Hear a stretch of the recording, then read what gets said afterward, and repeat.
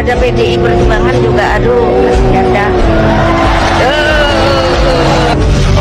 Bahwa 12 partai politik bersepakat mengusung saya pribadi bersama Pak Suswono sebagai bakal calon gubernur dan wakil gubernur daerah khusus Jakarta.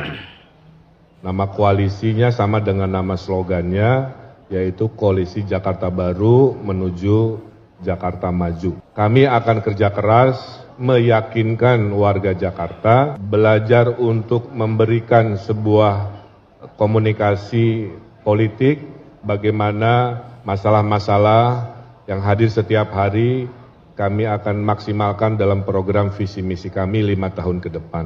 Bahwa memang mengeluk-elukkan Anies itu adalah hal yang membuat Jokowi jengkel kan masih ada aja partai yang coba-coba mengeluk-elukkan Anies itu, Anies Baswedan maksudnya, lalu ditegur, nggak mau ditegur dengan cara halus, nggak mau dikirimin nota juga nggak mempan, orang istana disuruh tuh akhirnya harus ditundukkan dengan cara pembelahan kan. Jadi diancam dengan pembelahan, tapi sekaligus disodorkan di situ potensi untuk diperiksa secara hukum.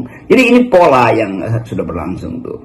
Nah, pola ini akan jadi ketetapan permainan politik di semua daerah tuh. Bahkan di daerah yang sebetulnya Jokowi nggak punya kepentingan langsung itu akan dipakai, dipraktekkan. Karena the winners takes it all gitu kan. Jadi keinginan Jokowi adalah harus menang semuanya tuh. Nggak boleh ada satu daerah yang tidak bisa dia kendalikan tuh.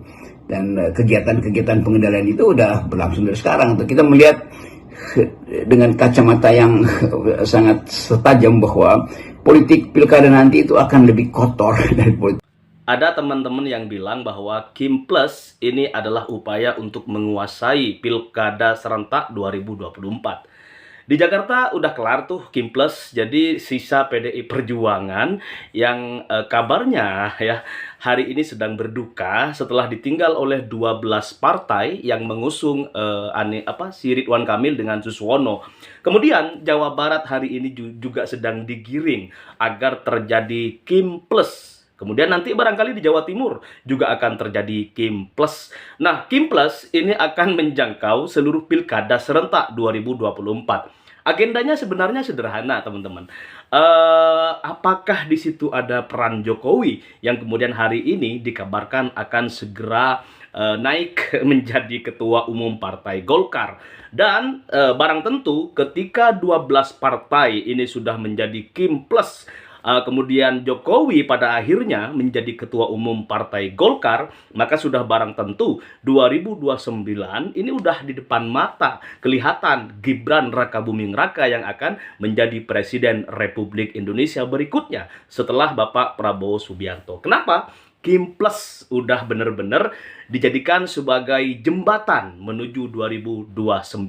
Apakah kita akan sepaham dengan Bung Rocky Gerung atau kita akan sepaham dengan teman-teman di PDI Perjuangan, juru-juru bicara yang hari ini sedang menyampaikan aspirasi demokrasi, inspirasi demokrasi dan lain sebagainya. Oke, biar nggak terlalu lama kita ngobrolin soal Kim Plus, kemudian Ridwan Kamil, Suswono yang hari ini rame juga.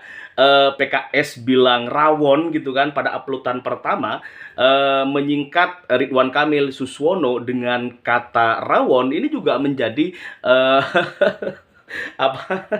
dikritik oleh teman-teman warganet gitu kan. Kenapa PKS kemudian muncul di benak mereka kata rawon gitu kan, kenapa nggak lain gitu kan. Ada yang hari ini Ridwan Kamil Suswono disingkat menjadi kasus gitu. Ridwan Kamil kasus Kamil Suswono gitu. Nah, ini juga ramai diperbincangkan di publik. Oke, bagaimana keseruannya kita lihat bareng-bareng dan kita beri reaksi untuk beberapa video berikut ini. Ini udah rusak semua. Bukan hanya tingkat menteri yang jabatan politik, dirjennya, irjennya, sekjennya, saudara, eselon 1, eselon 2, sampai kepala bagian, saudara, sampai kepala bagian, semua titipan partai.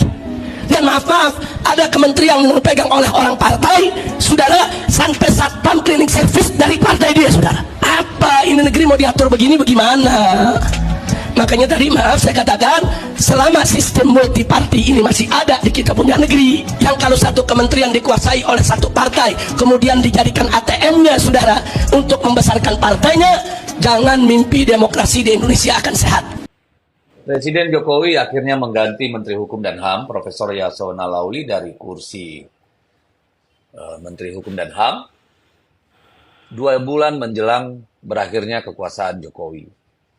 Etikanya sih hampir tidak ada presiden yang melakukan penggantian terhadap menteri 2 bulan menjelang lengser, karena tidak banyak lagi yang bisa dilakukan, kecuali menteri itu bermasalah. Persoalannya kemudian, kenapa Jokowi memaksakan mengganti 2 bulan sebelum lengser itu? Kalau saya melihat ini adalah upaya Jokowi untuk memperkuat posisinya dan menjaga dinastinya 5 tahun ke depan, 2024 sampai 2029. Ini cara Pak Jokowi meleverage gitu ya, menaikkan posisi tawarnya. Jadi, apa di balik itu? Yang saya dengar agenda utama mereka adalah 1, mengganti Undang-Undang MD3. Dengan mengganti Undang-Undang MD3, maka apa yang selama ini menjadi aturan bahwa partai yang memenangkan suara kursi terbesar itu menjadi ketua atau pimpinan di lembaga legislatif, baik DPR RI, provinsi maupun kabupaten kota. Dengan mengubah MD3, maka kecurigaan saya nih Golkar bisa menjadi ketua DPR RI, lalu menduduki secara maksimal kursi-kursi pimpinan di setiap komisi maupun alat kelengkapan dewan. Dengan begitu, Golkar menjadi sangat kuat dan Pak Prabowo nanti kalau jadi presiden harus berhitung untuk bagaimana supaya dia bisa bernegosiasi dengan Pak Jokowi. Yang kedua, saya melihat bahwa dengan mengubah itu tentu kader-kader Golkar yang akan banyak mendapatkan posisi-posisi di lembaga legislatif itu. Jadi everybody happy, tidak ada konflik internal di Partai Golkar. Analisa saya begitu. Ada lagi alasan yang saya dengar bahwa penggantian itu juga untuk memastikan partai-partai yang tidak berada di dalam koalisi Indonesia Maju itu tunduk dan manut pada kekuasaan. Karena apa? Partai-partai ini harus melakukan kongres, munas, maupun muktamar untuk memilih pengurus baru periode 2024 sampai 2029. Nah, mereka itu sah atau tidaknya partai-partai itu ditentukan oleh keputusan di Menteri Hukum dan HAM. Jadi kalau mereka nggak manut, bisa-bisa nggak ikut pilkada. Kan gitu. Atau mereka jadi nggak sah. Sehingga gampang diambil alih orang. Dengan begitu mereka terpaksa mau tunduk pada apa yang diinginkan oleh kekuasaan, terutama oleh Pak Jokowi tentunya. Kan kira-kira itulah tuduhan atau rumor yang banyak berkembang di tengah-tengah masyarakat. Jadi ini murni political game. Ada 3 tujuan yang mau dicapai oleh Pak Jokowi. Pertanyaannya, loh kan Menteri Kumhamnya diganti dengan orang Gerindra. Lah iya tinggal 2 bulan. Tetapi kan mereka nggak bisa apa-apa juga. Karena itu tentu kemauan presiden kan untuk menunjuk. Nggak mungkin juga nolak gitu. Jadi sekarang partai-partai ini berada di bawah kekuasaan penuh mutlak dari seorang Jokowi. Dan itu tidak terjadi pada pemerintahan manapun sepanjang sejarah Republik Indonesia. Keren lah Pak Jokowi, ya sudah mau habis masa jabatan juga tanpa fondasi etis, moral, teknis, birokratis yang benar, mengganti menteri-menteri untuk tujuan-tujuan politiknya supaya nanti presiden terpilih harus mendengar bernegosiasi dengan Jokowi untuk mengamankan dinastinya. Itu menurut pendapat banyak orang. Saya kira itu ya. Terima kasih, kita lihat aja nanti bagaimana ujungnya. Merdeka. Kita sabar dulu aja, ya.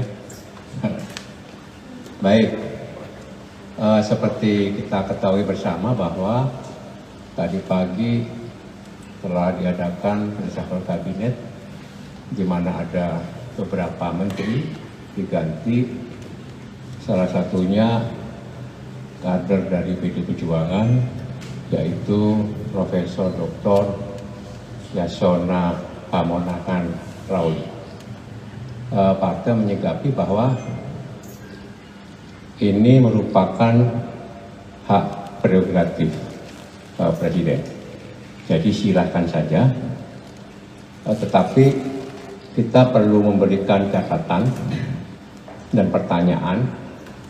Yang pertama, apakah Pak Yasona itu di reshuffle padahal kabinet kurang berapa, 2 bulan itu karena alasan strategis tentang efektivitas pemerintahan atau karena alasan politis? Karena Pak Yasona mungkin ditegur karena tidak meminta persetujuan kepada Presiden atas pengesahan perpanjangan kepengurusan DPW partai kemarin. Karena untuk pengesahan kepengurusan partai harus melalui Kemenkumham. Yang pertama.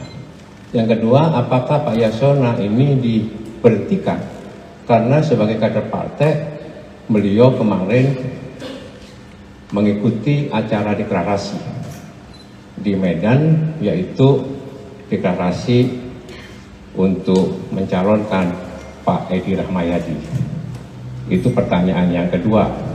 Tapi partai menganggap silakan saja, asalkan betul-betul itu dilakukan secara benar dan baik. Yang ketiga, apakah kita di dalam melakukan reshuffle kabinet itu tidak dibatasi atau tidak berpikir adanya etika pemerintahan?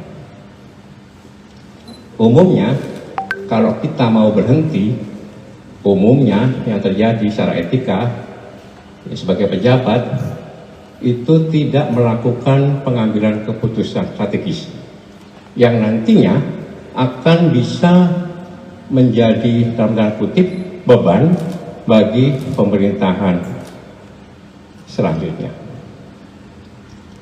Oleh karena itu, kita juga mempertanyakan apakah reshuffle kabinet itu juga hasil dari Pak Jokowi dengan Presiden terpilih, yaitu Pak Prabowo.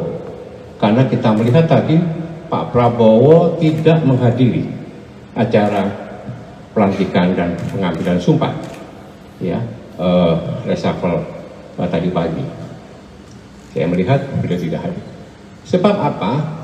Sebab dengan kebijakan-kebijakan strategis ini bisa membebani pemerintahan berikutnya, misalnya terkait dengan penempatan seseorang dalam jabatan strategis.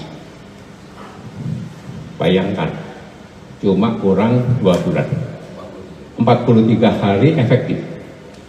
Oleh sebab itu kami menganggap bahwa ini merupakan satu peristiwa politik dan menjadi event atau kesempatan dari Pak Jokowi untuk mengkonsolidir kekuasaannya, kekuatannya dalam rangka mengontrol atau mendesakkan orang-orangnya pada pemerintahan yang akan datang. Itu beberapa hal yang perlu saya sampaikan dalam kesempatan yang baik ini. Maka daripada itu, di dalam menjalankan pemerintahan, sekali lagi, meskipun itu merupakan hak prerogatif Presiden, tetapi ada etika. Etika pemerintahan. Pak Rohmin Dahuri ini juga pengalaman pernah menjadi menteri di zaman Gus Dur dan Bu Mega. Dan Bu Mega sebelum lengser, sebelum berhenti, tidak pernah mengambil kebijakan-kebijakan strategis yang nanti akan membebani pemerintahan Pak SBY. Ya, hal seperti ini, dan Pak Adian mungkin bisa memberikan tambahan. Ya, saya kira bagi kita yang educated, ya, terdidik dan berhati nurani baik, ya, bahwa memang reshuffle kabinet itu prerogatif presiden, ya, tetapi di seluruh dunia dan fakta sejarah membuktikan bahwa yang namanya penggantian presiden tinggal tadi berapa 43 hari, biasanya yang kita sebut dengan lame duck government, artinya tidak boleh mengambil kebijakan strategis. Dari sisi itu aja, saya kira publik patut mempertanyakan apa udang di balik batu yang ada di benaknya Presiden Jokowi. Yang kedua adalah reshuffle yang mau membangun bangsa negara ini adalah reshuffle yang berbasis kinerja. Kita tahu, ya, bahwa kinerja Kementerian Hukum dan HAM yang dipimpin oleh Profesor Yasona Hamana Lauli itu one of the best ya. Ini juga menimbulkan pertanyaan buat kita ya. Dari sekali lagi, kalau segala macam itu untuk kepentingan pribadi, keluarga ya, termasuk reshuffle ini, itu tidak baik untuk bangsa. Dan yang terakhir implikasinya memang akan sangat membebani presiden terpilih berikutnya gitu ya.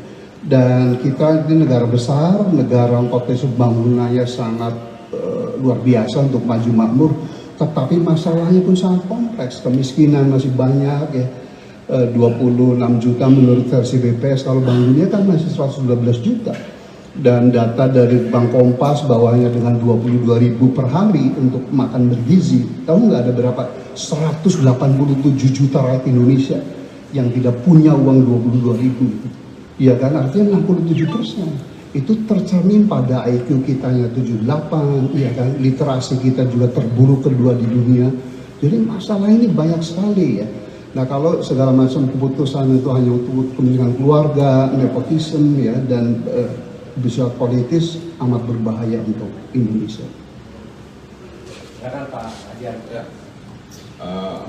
Mas Jarod sama senior kami tadi sudah menyampaikan bahwa reshuffle kabinet itu memang hak prerogatif presiden. Tapi dalam hukum kita mengenal adagium bahwa wibawa sebuah keputusan tidak lahir dari siapa yang mengambilnya, tapi lahir dari dasar-dasar pertimbangan keputusan itu diambil. Artinya bahwa menjadi penting bagi kita untuk melihat keputusan ini dasarnya apa. Kalau dasarnya adalah kinerja, Pak Yasona itu sudah bersama dengan Jokowi sudah masuk periode kedua ya, dari 2014, 15, 16. Apakah kemudian menukar teman lama dengan teman baru menjadi sebuah kebiasaan? Ataukah memang ada hubungannya dengan kehadiran Pak Yasona dalam deklarasi Pak Edi Rahmayadi? Ataukah memang ada hubungannya dengan perpanjangan masa jabatan DPP PD Perjuangan dan penambahan yang ditandatangani oleh Pak Yasona? Atau ada apa? Atau jangan-jangan akan ada produk hukum yang akan dikeluarkan dalam waktu 43 hari ini yang mungkin tidak disetujui oleh Pak Yasona, atau Pak Yasona dianggap sebagai gangguan atau hambatan untuk keluarnya produk hukum dalam 43 hari terakhir ini. Artinya ada banyak sekali tafsiran dugaan di balik peristiwa reshuffle ini. Kalau yang disampaikan tadi juga, apakah reshuffle ini juga menjawab persoalan rakyat? Apakah reshuffle ini menyelesaikan persoalan pengangguran, kemiskinan, tutupnya pabrik, tambahnya PHK dan sebagainya? Apakah reshuffle ini juga menjawab tantangan bagi para pelajar, mahasiswa, kaum terdidik dan sebagainya terhadap problem-problem mereka atau tidak? Atau reshuffle ini hanya menjawab kepentingan kekuasaan saja? Artinya ketika kemudian dia ternyata tidak ada hubungannya dengan problem-problem kerakyatan, dia cuma menjawab kepentingan kekuasaan saja, nanti rakyat bisa bertanya, lalu pemerintah untuk siapa? Untuk kami atau untuk kamu saja? Kira-kira seperti itu. Nah, itu yang kembali pada pernyataan saya di awal bahwa ada adagium hukum mengatakan wibawa sebuah keputusan tidak lahir karena siapa yang mengambil keputusan itu, tapi lahir karena berbagai dasar pertimbangan lahirnya keputusan itu. Ketika tidak mampu dijelaskan oleh negara terkait beberapa peristiwa reshuffle ini, maka itu artinya rakyat diperbolehkan untuk bebas menafsirkannya, bebas menduga-duganya, bahkan bebas mengambil kesimpulan. Kenapa? Nggak ada jawaban. Kenapa harus diganti si A dengan si B, apa alat ukurnya dan sebagainya. Menurut saya negara demokrasi adalah ketika sebuah keputusan negara, pemerintah bisa menggunakan alat ukur yang sama yang juga diketahui oleh publik. Kenapa kemudian saya ganti si A dengan si B? Karena 1, 2, 3, 4 dan rakyat tahu alat ukur itu. Kalau rakyat tidak tahu, artinya itu sangat subjektif. Walaupun sekali lagi betul itu hak prerogatif, tapi rakyat butuh tahu dasar-dasar pertimbangannya. Terima kasih. Kali saya ada di Istana Negara, saya mencium bau kolonial. Di Bogor segala macam. Bukan dia mencium. Dia menghirup itu dan dia praktekkan. Kolonialisme itu. Dia merekolonialisasi bangsanya sendiri kan.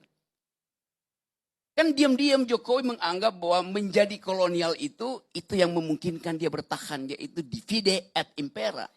Yang dilakukan Jokowi persis politik kolonial, memecah belah PDIP memecah belah Demokrat, memecah belah PKB, memecah belah apa partai yang nggak dipecah belah oleh Jokowi coba? Jadi sempurna Jokowi hidup di gedung-gedung kolonial dan sempurna dia praktekkan politik kolonial. Divide et impera. Terima kasih. Oke teman-teman semuanya, setelah kita melihat beberapa konten yang kita reaksi pada kesempatan kali ini, ada pesan ringan sebenarnya bahwa ketika seseorang sudah ketahuan berkhianat kepada orang lain gitu kan, kemudian bisa diterima di sini, ya apakah tidak berpotensi akan berkhianat kepada orang yang menerima?